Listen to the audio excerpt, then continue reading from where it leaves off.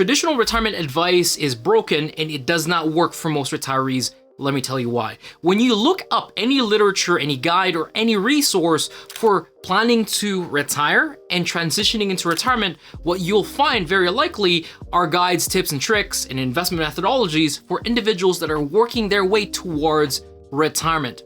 However, when it comes to actually transitioning and being able to spend and actually live as a retiree, that advice is far and few between, and typically they're still provided using old broken assumptions. I'll tell you why. And for me to do that, let's go old school. I'll use a pencil here. Let's switch over to this view. So when you look for retirement income planning, and this is the traditional model, what you'll find is typically recommendations and graphs that look like this.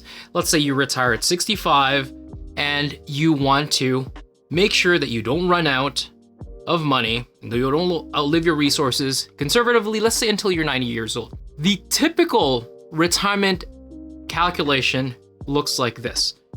You figure out maybe 70% of your income, which I actually think is flawed, but let's just stick to that number. 70% of your current spending is what you're earmarking as your target spend for retirement, and you build up a big enough nest egg for that to last until you are 90 years old. Hopefully, you lived a long and happy retirement. The issue with this is that if you just follow this without really taking inflation into account, you're going to find yourself with insufficient money to spend in the latter years. At least that's the idea. So to fix this and to go a step further, it looks like this. Let's go back with the same 65, retiring and expecting to have retirement until 90 years old. This time, we'll assume the same 70% of pre-retirement spending. And let's look at this as your real target spend for the rest of retirement. However, you're smart enough to understand how inflation affects your retirement. So what you'll probably do is you'll withdraw a little bit less or a little bit more over time until you get to 90 years old. So what ends up happening is as you get older and older, you spend a little bit more to account for inflation. That's certainly a better plan than this guy. Here's where that's broken. And to tell you the truth, if you look at typical retirement income software, or they claim to be retirement income software or retirement income plans, that's what the strategy or that's what the plan looks like. Figure out what your target spending is in retirement and then inflate that into perpetuity or into life expectancy. Let me walk through why this will not work for most of you. So think of this idea. This was popularized by Michael Stein. We will not be spending the same way all throughout retirement. It's very likely that we'll actually start with a lot of deferred goals and deferred items in the first stage of the first leg of retirement. Once we've accomplished much of the goals such as travel, vacationing, spending time, and maybe even planning to renovate your properties and your home, spending would theoretically go down. You're not going to be doing as much in the second phase of retirement. So the first stage, Michael Stein calls this the go-go years, and the second stage is the slow-go years. And later on, assuming that you're not as fit to travel, you're now considered to be in the no-go stage. So the main premise of this is be conscious. This actually flips the spending a little bit if you're comparing it to this traditional model inflated to perpetuity. So that still works because a lot of the things that you want to do when you're dreaming of retirement is typically accomplished within the first, say, 1 to 10 years of retirement. You can only go back to cruises as many times as you can, it's up to you. But a lot of people don't want to keep going back to the same place and the same experiences over and over and over again. So what they want to accomplish changes. And the slow-go years, maybe you're no longer traveling as much and you're spending a lot more time vacationing locally or enjoying locally.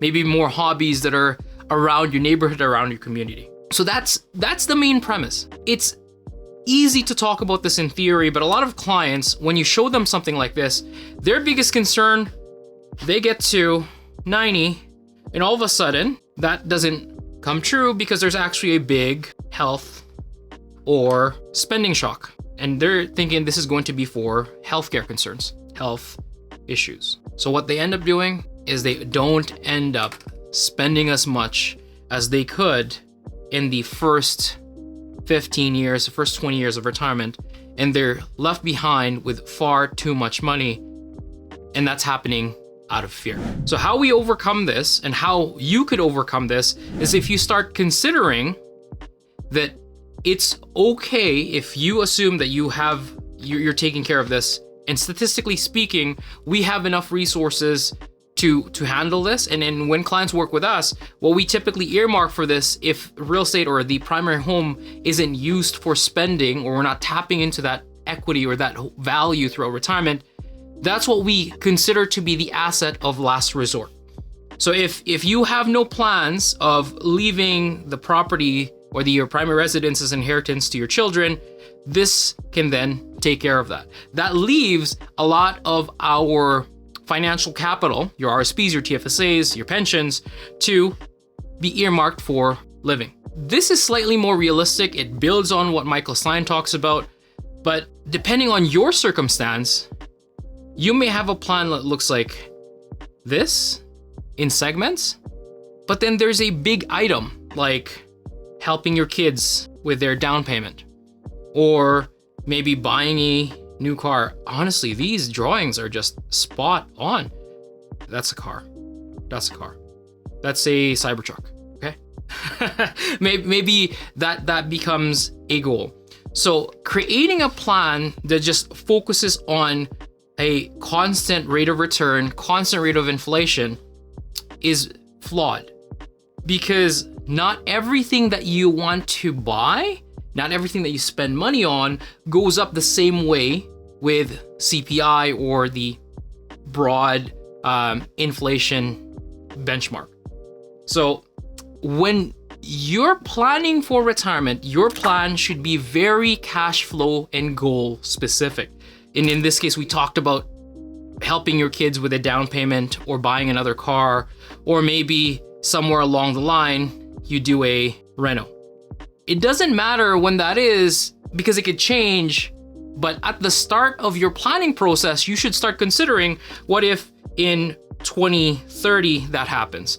What if in 2032 this happens? Or what if you're fixing up your house every 5 years to make it so that you can age in place? My call to action here for you is that when you start thinking about retirement, don't look at it as a flat, this is what I get to spend for the rest of my life. You have permission to give yourself the leeway, the liberty, and the enjoyment to spend more upfront, as long as your plan allows you to check how much of a decrease in spend you can tolerate later on. A cash flow based plan like this will actually show you a much lower requirement for retirement savings. This means you could potentially retire sooner if you're specific about what you want and you really know what you really want. I wanna. No, that's really cheesy.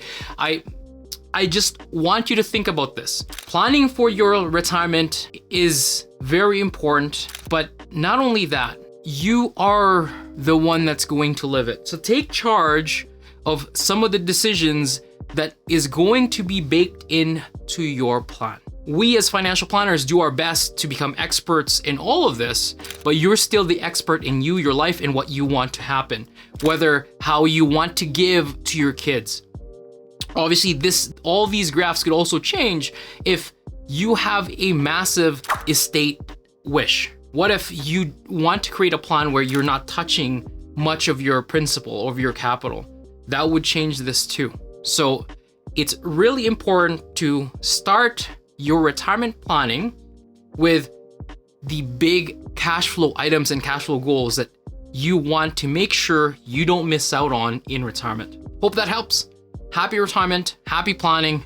Cheers, bye! Or if you find this valuable, please take a second to hit that like button, subscribe, actually comment on this. I feel like I produce so much to talk to myself, which I don't mind. I already do that. I don't know what I'm trying to say there. Maybe we should end the recording now.